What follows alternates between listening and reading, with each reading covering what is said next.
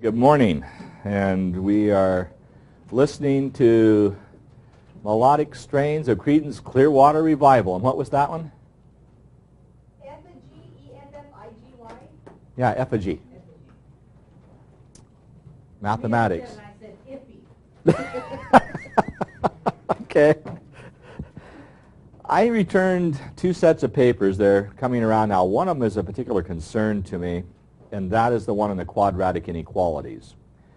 And there still seems to be some problems with expressions such as a trinomial that may be greater than or equal to 0. So it seems that it is important to go back and look at that one more time and see if maybe another look at it will help. This is one of the papers I just returned. And I'm just going to create a trinomial greater than or equal to 0. It's not one of the problems per se, but I want to review that and see if there are questions. Then I want to talk about the homework from yesterday that you turned in that I returned now. But first, the trinomial. And I'm going to take a fairly mundane, not exciting trinomial. So it's just very basic. I hope, and at this point, things work much better if this is indeed the case. You see that trinomial and you can do the factoring in your head. The x minus 2, x minus 3, and this is greater than or equal to 0. Now that seems to be comfortable for most of the papers, the people who are turning in the papers that I graded. That doesn't seem to be the problem. The next step doesn't seem to be a problem, and that is ask when the trinomial is equal to 0.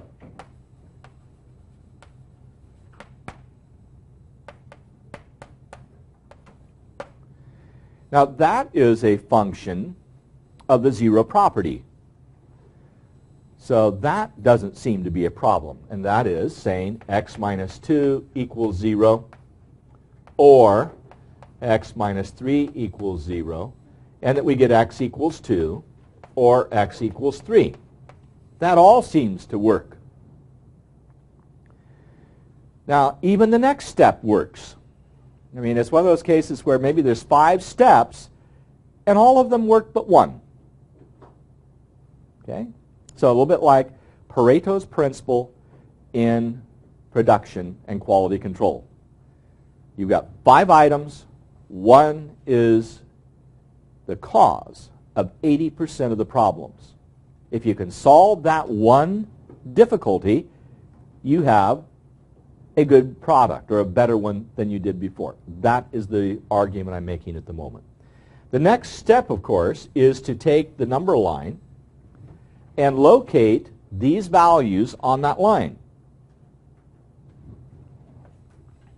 So we have a 2 and a 3. And we put a circle around those. That works. So we have a number line.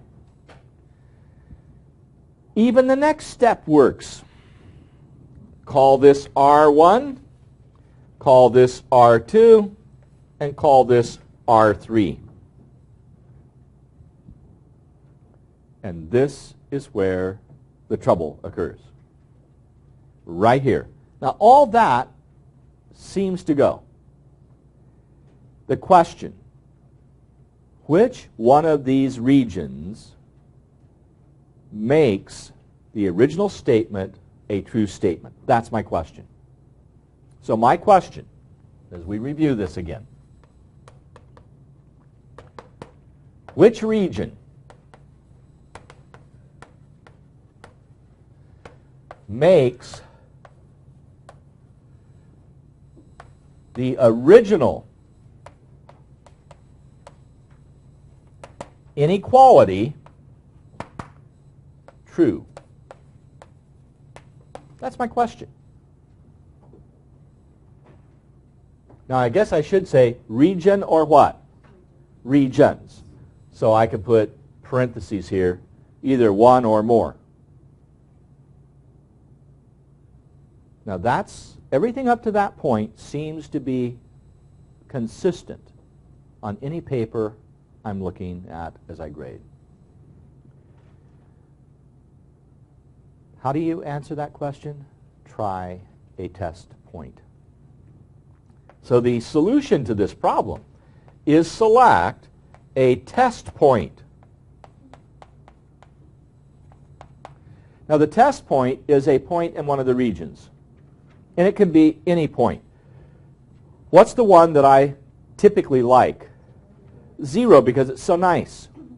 If I have 0, select my choice, typically x equals 0. Now if I choose x equals 0, and I look at that trinomial, 0, 0, just leaves a 6, correct? Is 6 greater than or equal to 0? Yes. Now maybe the problem is my choice was x equals 0 in R what? R1. So I have that first region. 6 is greater than or equal to 0. Yes, it worked. So my argument is that region 1 is going to work. Now, in these problems, and we're restricting ourselves just to these problems, what can you then generalize? If 1 worked, 2 won't, 3 will. So you can come back to this partitioning and say yes, no, yes. Now, I think it's a good idea right now to check a point in each of those regions and make sure that's working, because you don't want to generalize something like that without some documentation, but just as a kind of intuition that you can follow, they alternate. Now, what seems to be a difficulty is taking what we've done up to this point and translating it into a solution. Now, the first part, if you've got yes here, then you need to include that region as part of your solution. So I'm putting that big broad arrow. How do I know whether I fill in the circle? If I have an equal sign. If it's equal, fill it in. We said no in between. That's region 2. Yes on the one to the right. So I know it's going out this way forever and includes there. Now there are 2 other parts I want to this, because I want to be able to write this now as an interval, and I want to be able to write it in statement of an inequality. The interval notation that's related to this, and I'm just going to put it right above here, is minus infinity up to what? The 2, and includes the 2. So we can put a little square bracket there and an open parenthesis there. Union. And I'm going to include the 3 and go out to infinity. And I'm hoping as you do that right above the diagram, it works. Now, I need to write it as an inequality, and I'm going to do it correctly, and then I'm going to show you what sometimes gets written, and you'll see why it doesn't work perhaps. In my solution, I want to say, I'll do it right, I better do up here. I want to say that x is less than or equal to 2 union x greater than or equal to 3. Okay. Now the question, can I write those in one statement? Let's try it. So I want a 2 here and a 3 here, and an x in between. So here I want x greater than or equal to 3, and here I want what? Less than or equal to 2. Now this says that two things must be true simultaneously. X must be greater than or equal to 3, and at the same time less than or equal to 2. Can you have something smaller than 2 at the same time as it's larger than 3? There's nothing that will work here. What you've written here is, in essence, an empty set. There is nothing that can be larger than 3 at the same time it's what? Less than 2. Now, region 2, if that were the case, is this region. And this is consistent, that x can be smaller than 3 while it's larger than 2. But that's region 2, and we said no on that. So that's out. This doesn't give you this. So that's out. That's a strange pattern I've created there. This is the only solution you can write that way. And that seemed to be a little bit of a problem with notation. So I'm hoping a review of that sets a little bit better, because overall, the work done on that set of problems indicates we still have trouble. Okay? Yes, question. If you don't have it in union form, if it was just one answer, how would you write that in interval notation? If you didn't have it, If there wasn't union, if it wasn't, and it was intersection, yeah. if it were the case where I had region 2, it would be written like this. That is correct for region 2. But if you have region 1 or region 3, you can't write it in one nice compound sentence. You have to state it as a union or, I didn't set myself up right there, as a union. As an alternative, you could use the word or. And I started to say a union or. That sounds awkward. Any other comment or question on that process? Now, you are going to face a problem such as this in the test. At least one problem like this. Now, does that get me off the hook? At least one. Not just one, at least one.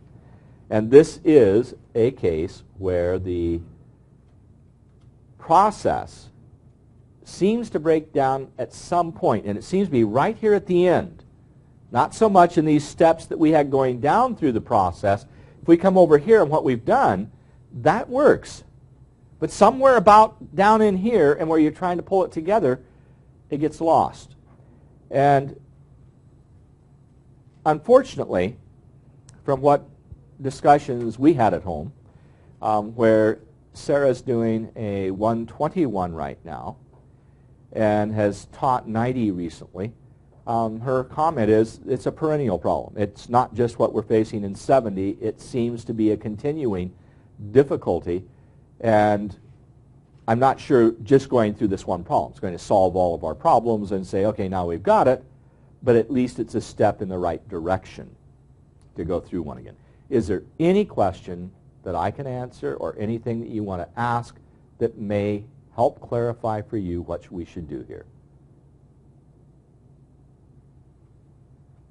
Okay, then the question is, I'm going to sort of tie into a little discussion Perry and I had earlier. One of the things I observed as I was looking yesterday at the schedule, we're looking at a test coming up shortly, like not this weekend, but the following weekend. On that Friday, you're going to have your exam. And it's certainly a case where a lot of content's been covered, and you're having to go back, look at various things, and ask, can I do those things in preparation for the test? This kind of problem should be in that checklist you have. Here's a problem like this. Do I know what to do? And what is very important is that you don't just look at it and say, okay, I understand that. I follow it. I've got it. No, you need to do it. You need to try it and make sure it can work. And so what would be very important today, given that we've gone back and looked at this, take a look at another problem, try it, and then if you don't have success with it, then talk about it in class the next meeting we have and say, okay, I tried this and it isn't working the way I'd like. One of the things I hope we can do all of this next week is on a daily basis that you've spent some time looking backwards, looking at what we've done. Try a problem. See if you can do it. And if not, then bring it to our collective attention, and we'll use a little bit of that time on a daily basis to go back and maybe what review problems can we look at today. And it's not going to get through everything, but if we were even to start that tomorrow, where this is one problem we've done today that's an overview. We have 2 more days. We can cover a couple more problems like that.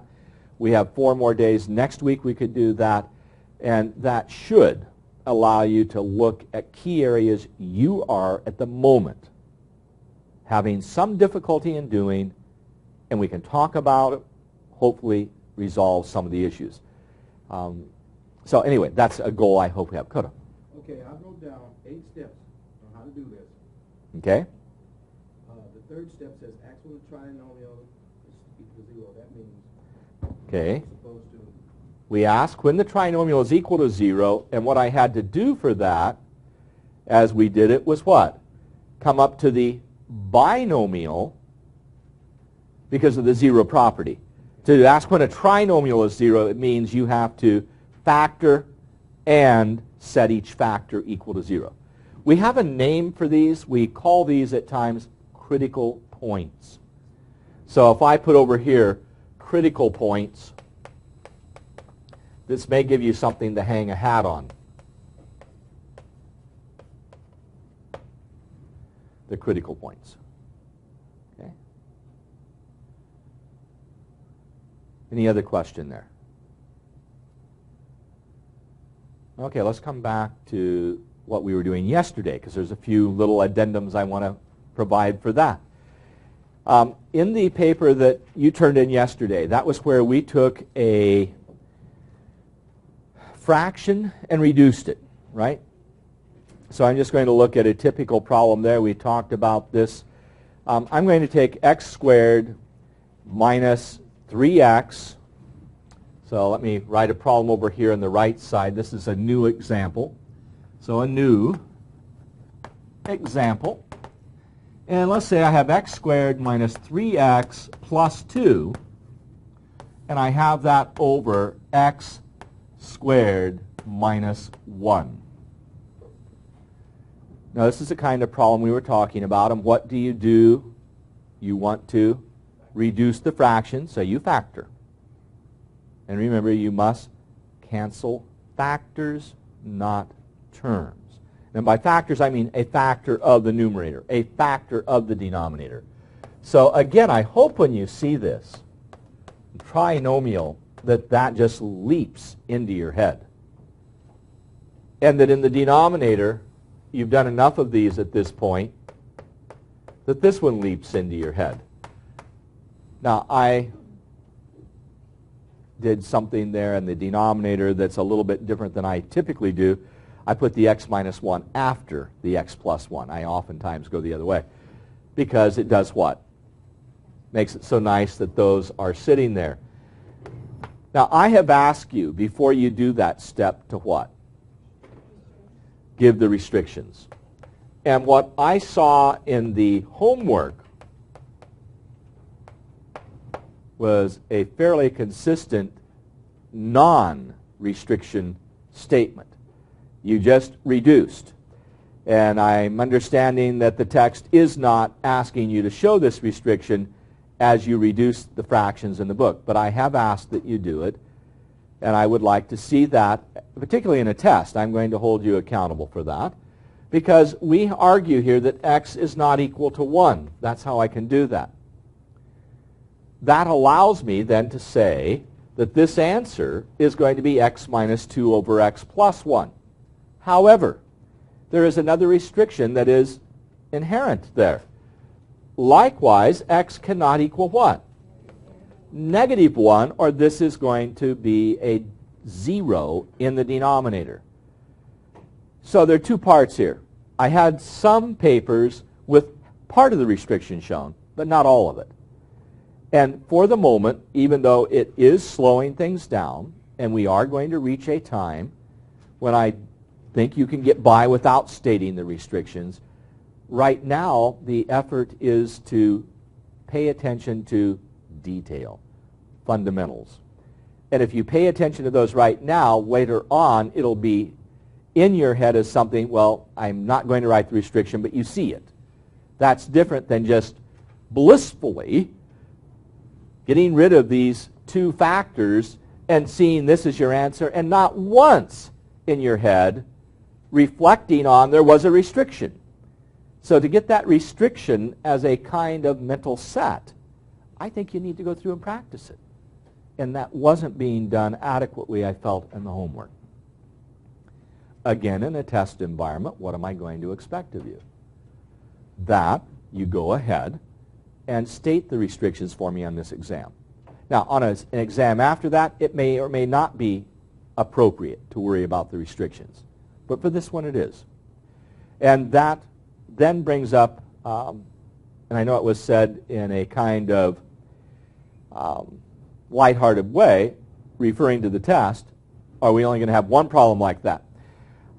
If you are sitting there with the constraint I face in the test environment, where in a test in an hour, 25 questions turned out to be a bit too many, and 20 may be where I end up, how many different sections do you have in chapters 4, 5, and 6? Okay, let's quantify it. Will you take a look? Okay, so I'll come off there, and what I want to do is just ask a question. We can go to the table of contents, and we might get a little better sense of that feeling, not necessarily panic, but certainly concern that goes with what we're doing. Here's chapter 4. We have 7 there. Then if we come off there for a moment, we come down to chapter 5. There's 7 there. Come off that and come to chapter 6. And there's 7 there. Now, let's come back to the question. If I have 21 sections and 20 questions, is it likely that you're going to see more than one question per section? No. Now, what I still have as an option is problem A and B in a particular question. So if there is an easy kind of reduction, x minus 5 over 5 minus x. Think of that one for a moment. X minus 5 over 5 minus x. In your head nearly. What's the answer? -1. Now, that didn't take more than 10 seconds. So I could give you a part B with a trinomial over 4 terms or something where you're going to have to pay a little bit more to get that one done. But I don't think I would argue that consistently I'm going to do an AB. So if I have a word problem, it's going to be just that particular one problem. But that maybe gives you a better insight that you are going to have roughly a problem per section, and it may, if it's a case where I want an easy version and a little more difficult to balance out, you may see some duplicity there, but it's not going to be very possible for me to go through and do more than hit each section with a typical problem. So what does that bring up for you? You look at the kinds of problems we've done. The 2 problems I have on the board behind me are fairly middle range level of difficulty. Bread and butter. You've got to be able to do that kind of problem.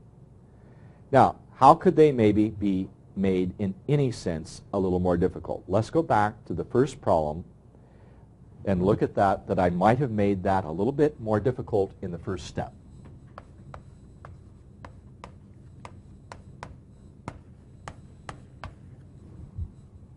Now, do you see how that changes the difficulty level? Because what must you then do? Rewrite it so that 0 is on one side. That's a little greater level of difficulty. And certainly I could have done something besides a single x squared. I could have made the factoring a little more difficult, a little more interesting. But fundamentally, that's a typical problem. Okay? Now, let's go to the second one, which is over here, where I had x squared minus 3x plus 2 over x squared minus 1. Nice smooth pan. And we have the factoring. That's fairly typical. If I wanted to make it a little more difficult, I might say the trinomial is a little more difficult. Might make it a trinomial over a trinomial. But fundamentally, that's the issue. That's a mid-range problem.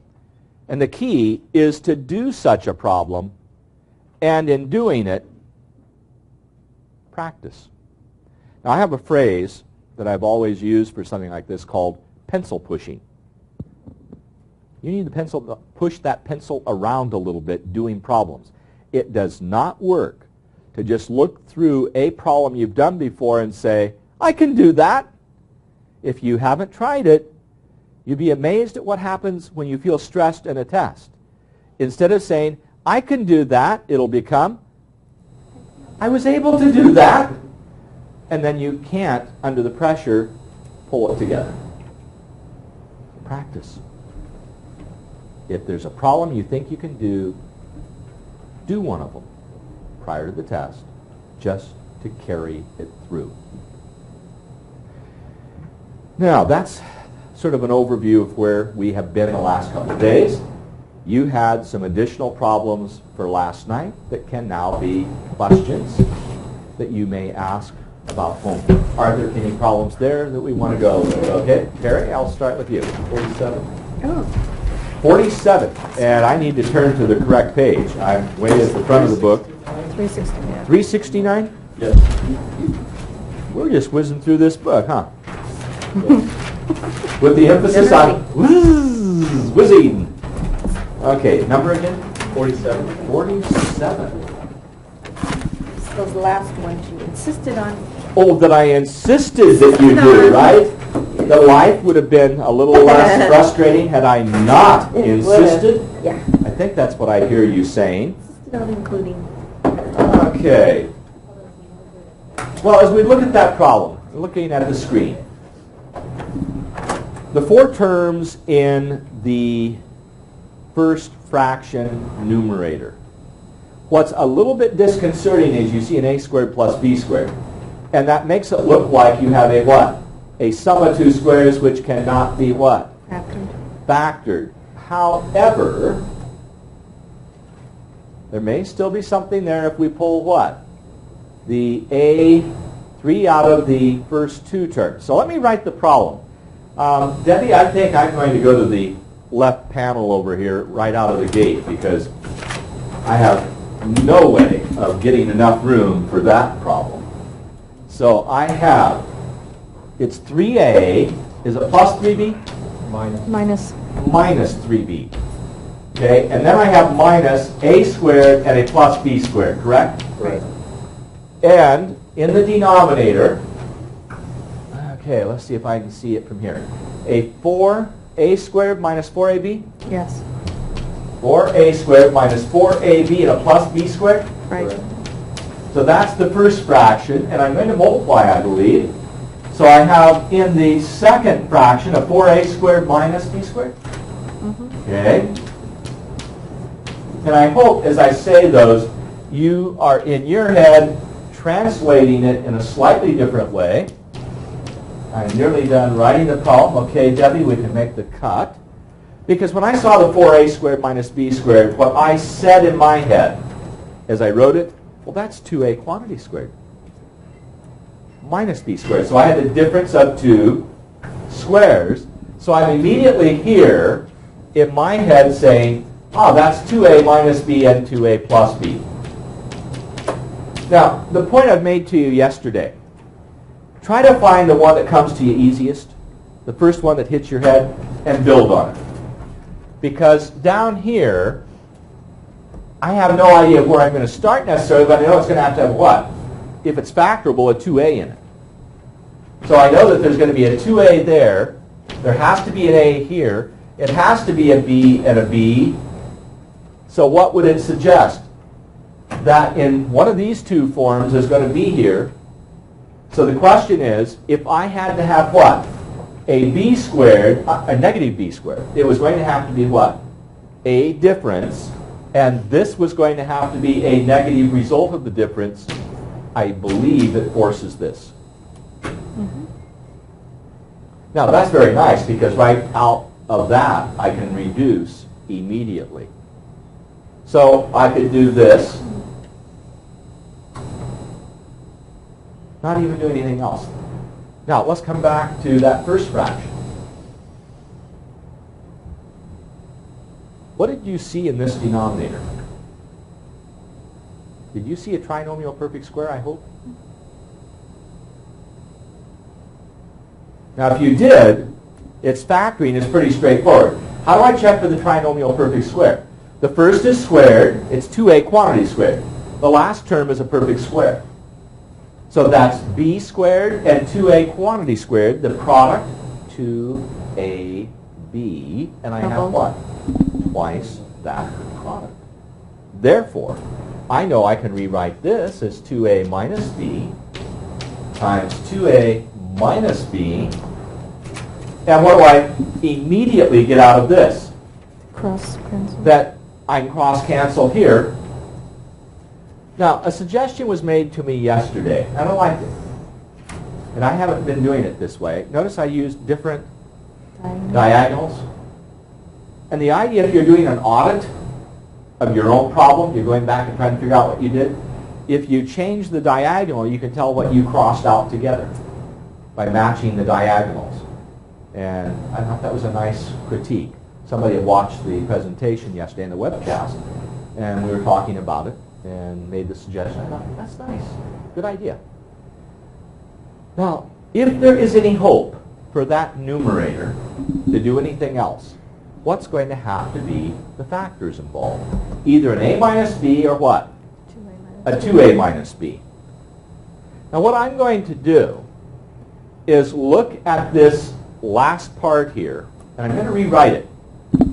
Now what I'm going to do is put a parenthesis here, change this to a minus, and does that change your whole view of the problem? Just that little change. Because what do you know about a squared minus b squared? A minus b times a plus b. And what do I have here if I take out a 3? The a minus b. Now this is the part that caused us troubles yesterday. And Jennifer, this is your problem. Because now I have what? I'm just going to write that, I guess down here, I've got room, yes. I have a 3 times a minus b, and then I have minus in parentheses, a plus b, and a what? An a minus b. Now the problem we had yesterday was seeing, and this is now, if you sort of take these two and say, distributive property, I'm going to pull that a minus b out, and what's left? Cover them up. What's left? 3 minus the a plus b. And that was what was hard to see yesterday. I don't know if that's feeling better today. I'm hoping it is. But then I'm going to rewrite this up here. So I have a minus b times, and I'm using the brackets, although you could go ahead and just do that with parentheses. But now what does it allow me to do? Take the a minus b way out here, and that a minus b way over there. That's cross-canceling at its best. Now, if I run a horizontal line through that one, I'm going to do what? I'm going to mess up the negative.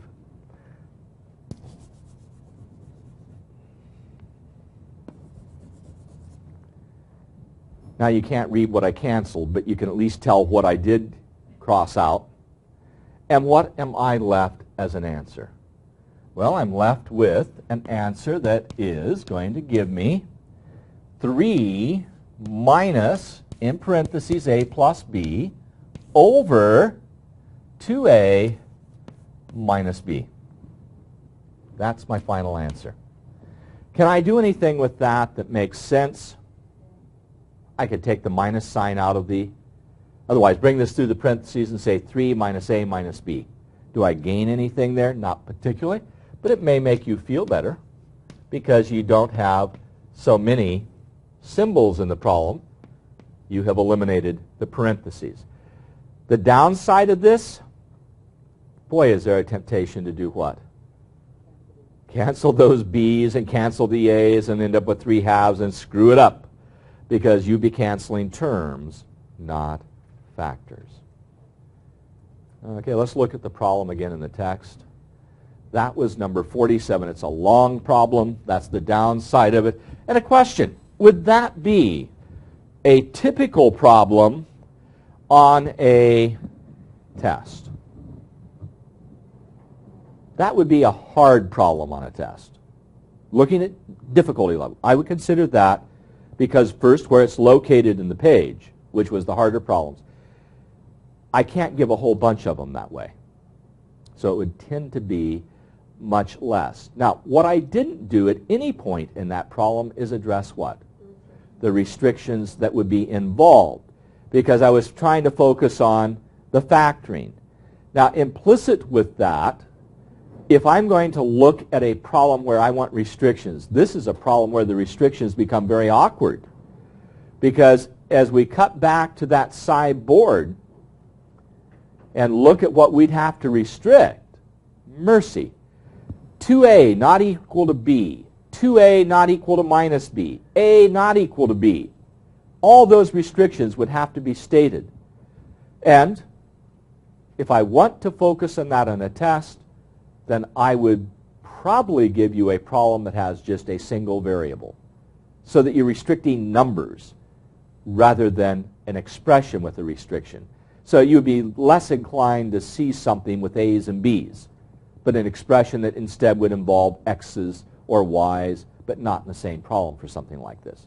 This is a very much more difficult problem than the earlier problems, such as, and I'll just use as a contrast, if I take a problem like number 29, just as an illustration, even though there's k's instead of x's, it's an easier level of difficulty because you only have one variable in each of those expressions involved. What makes this problem a little more difficult, it's a division. A division's harder to work with than a multiplication because you have to remember to invert first. Any other questions on those problems? 3 hands went up. We'll start back. 49. 49. Okay, and the other question, just out of curiosity. 45. Where you have to multiply a whole. Okay, so I got 2 rotten-looking problems that have been requested. 49 also. Okay, 2 of them on 49 and 145. Okay, I'm looking at, I may end up today just basically talking about problems. That may be what we end up doing here. And you may say, that's good. Okay. Let's look at 49. If I can get the camera set up at an angle. Let me drop it down just a bit. Let's try that, Debbie. Okay, so we have an interesting problem. Let's see if I can get the brightness of that a little bit better, so without washing it out. Can I ask a quick question? Okay, quick question. Yes. The problem I had was on where to start doing my restrictions to figure out, do I do it after I've inverted? Ah, good question. Okay, you haven't divided a problem with a division. Because you're going to invert that, neither the numerator nor the denominator can be 0. So I would start right out of the gate. What restriction, let's go back to the problem. What restriction do you have? X cannot equal y in that first denominator on the right side. then when you invert it, you can't have the numerator equal to 0 because it becomes a denominator. So let me first go to the board, write the problem, and I don't know if that's the question all the way through the problem, but let me first write it. That's number 49. And we have a negative x cubed minus a y cubed that is over x squared minus 2xy plus y squared. Do you see, I hope, just as that's something that you look at the beginning, the first fraction involves the sum of two cubes in essence over a trinomial perfect square. Then I have it divided by, and I have a 3y squared minus a 3xy, and it's over an x squared minus y squared. Now restrictions become very critical to this in two ways. This original fraction can't be a 0 in the denominator. So if I look at what's involved here, and I don't usually think of this quite this way, but if I just think of that denominator for a moment, that's telling me that right out of the gate restrictions, I can say x not equal to y, x not equal to minus y. Now, when I invert this, this is going to become the denominator. And that also cannot be 0. So if I come up there and see the factoring that I will have to have, then what else is restricted? We have x not equal to y. That's covered here. But we have y not equal to 0. So I have three restrictions right there. Then, and I don't know if we're going to need to go beyond this, but this was x minus y times x minus y. So that has a restriction of what? X not equal to y. But we don't need to worry about up here. Okay? Now at this point, while I'm still trying to see this in different ways, that was really the additive inverse of a sum of two cubes. So that's going to be an x plus y that I have in that numerator when I factor out. I'm pulling the minus sign out from the two negatives. So when I rewrite all this, and I'm going to, for space, just try to do this in one step so we don't run out of room.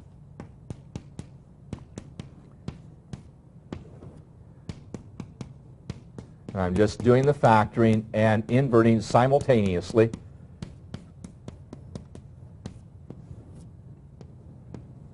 This is what we'll get. Now once I've done that, then I have to do the canceling based on the fact that I have the restrictions. And the fact I have a x minus y here, an x minus y here, you might argue instead that what?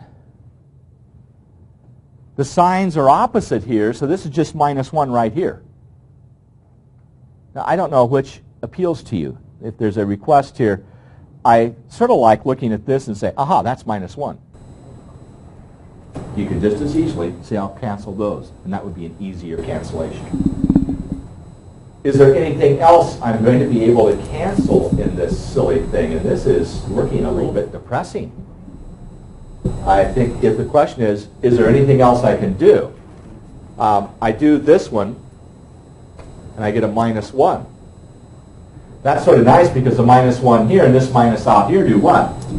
Become plus 1, and I think we're done.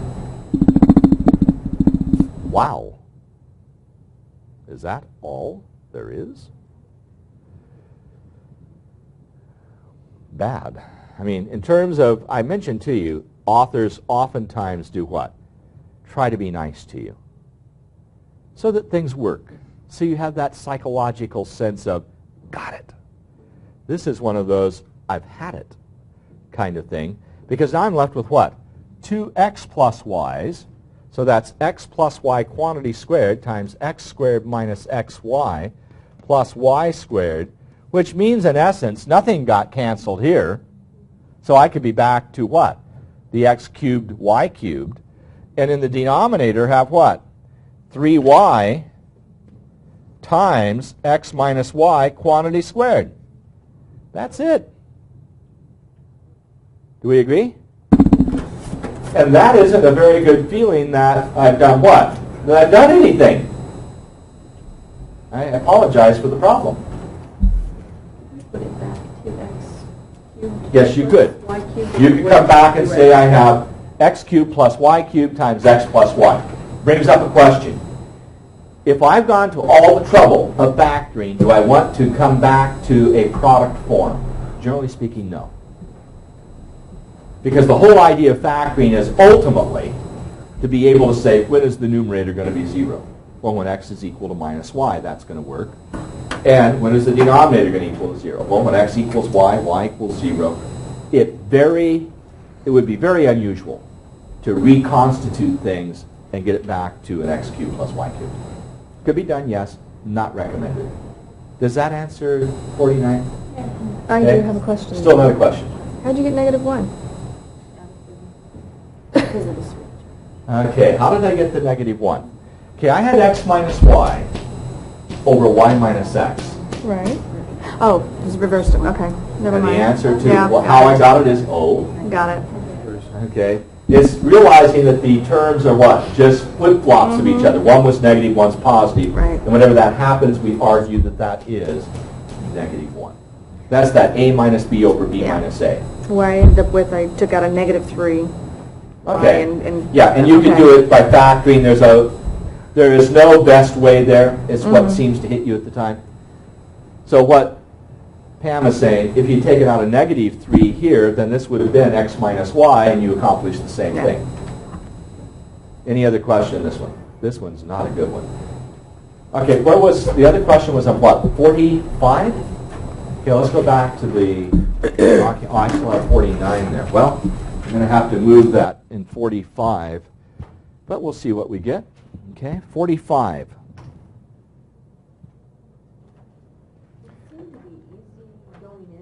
But once I got in the middle and I got stuck. Okay, I'm trying to get rid of the glare, and I don't know if I've done it there. Let's try it. 45. Just, if I do that, then it makes it hard for me to read in one monitor, but okay in the other. Okay, let's talk about the problem. Let's see if I can avoid having to do it all. In the problem itself, the first thing you realize is that I'm going to have to invert whatever is in here later. Now, technically, I could do what right out of the gate? Whatever I get out of here as a common fraction could be inverted all at once and just flip-flop this. So what's in the bottom becomes the top, and vice versa. Or you could try to simplify. Now, as you look at the parentheses in 45, the numerator here, trinomial perfect square, x plus 5 quantity squared, x times x plus 10. Here I have an x plus 5 and an x plus 10. So let me see if I can just write that second part over here, and on the basis of that, try to answer part of your question. Let's see, I might, if I just crowd this in here, in 45.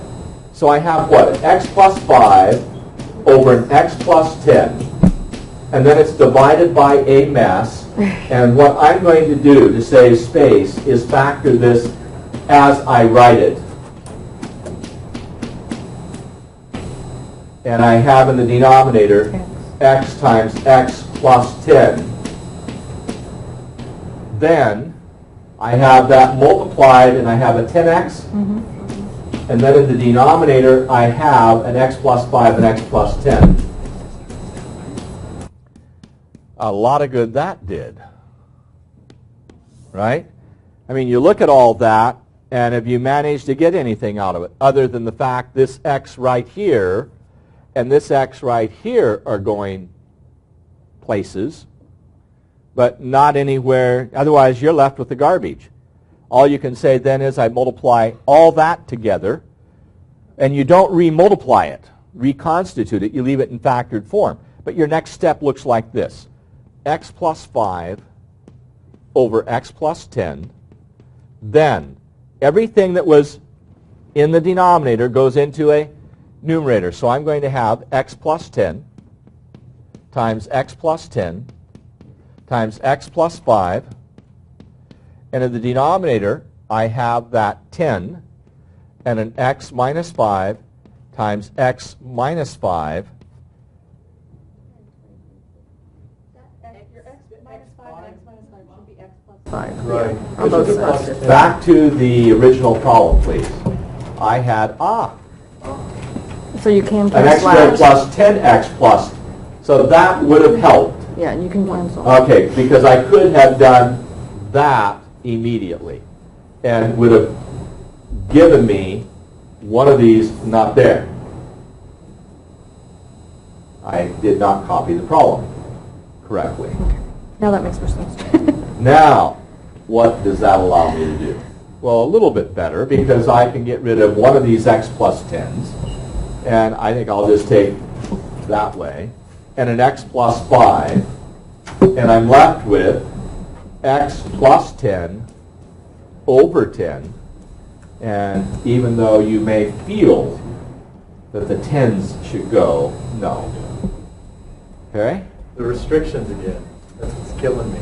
Okay, the restrictions here in the original. Is that where you start? Well, I have to because I'm going to divide, right? Okay. So I have to go back to there. X not equal to minus 10. So our restrictions. X not equal to minus 10. That's the first one I note. X not equal to 0. That's another one I note. I have X not equal to negative 5. I have anything else? Negative 5, negative 10, and 0. And then, if I flip it over and look at what I have left, the x equals 0 is still a restriction. The minus 5 still. That covers everything. Now, we're hitting a point which, in the next chapter, and some of the things we may even do in this chapter, we may not deal with the restriction. But for right now, it's a good focal point to realize that there are intrinsic restrictions in what you're allowed for the variable, restricted domain. And I think this would be a problem where we're nearly at overkill with that idea. But does that answer everything in the homework now? Okay, so today has been looking at 3 sessions of problems and just looking at homework. So let's go ahead and fold that, get it passed over to where Kodo's sitting, and then the question, what are we going to do for fun tonight? Okay, so let me come back to the front of the room, and is there a way that we could do something constructive here? The next topic turns out to be a heavyweight topic. Let me just share with you where we have to go next. And that is with this general category, the LCD, the least common denominator. This is the weak point in nearly everybody's background in common fractions. How we go about finding LCDs. And we use prime factoring and we use exponents of the primes that are in common. So I guess one of the first things to encourage you to do is to think of the process that you do in, well, let's just create a fraction, a problem, to give you an illustration. And I'm going to ask that you do it. I'll do it on the right side of the board over here, Debbie. And I'll wait until you have the camera ready, and then I'll walk over to there. But the typical problem I would give in a problem in arithmetic is something like 5/16 and 7/18 with the request that you add those together and do it through prime factoring. So I think just as a kind of setup for tomorrow, going through this in prime factoring 18 and 16. In fact, let's make it a little more interesting. 48 and 54. Oh, 54. Okay, 7 over 48 and 5 over 54. That's not so trivial. Prime factoring. Find a common denominator. Write these as products of primes using exponents. And just doing that one problem. Then the second part of your homework. You don't typically have this luxury the way I present a course. But I'd like you to go back now in the other 2 chapters we just finished, 4 and 5. And I'd like you to select what you think are 5 questions from each group that you should be able to do.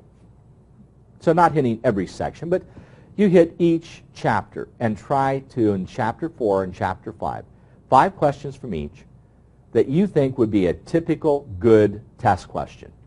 And we'll spend a little bit of time tomorrow looking at your choices. And what I will do is ask you to let me see your paper, not asking you to solve those, but just to have a paper that I can look at, put under the document cam and say, here are the choices. And we'll look at them. And we'll spend a little bit of time that way. And maybe that'll help in the preparation as you start thinking about getting ready for a test. So it's a very informal assignment. Yes, question, Michelle. 3, 4, and 5, chapter 3, 4, and 5. Oh, isn't it chapters 4 and and 5? 5 and 6. 4 Well, and 5. 6 I'm not doing anything. 4 and 5, we're in 6 now. Oh, okay. 4 and 5, I just want you to do those 2 chapters, 5 problems from each that you select as typical test quality. With that, Debbie, as we close. Creedence Clearwater Revival, don't look now. Don't look now. Creedence Clearwater Revival. Have a great day.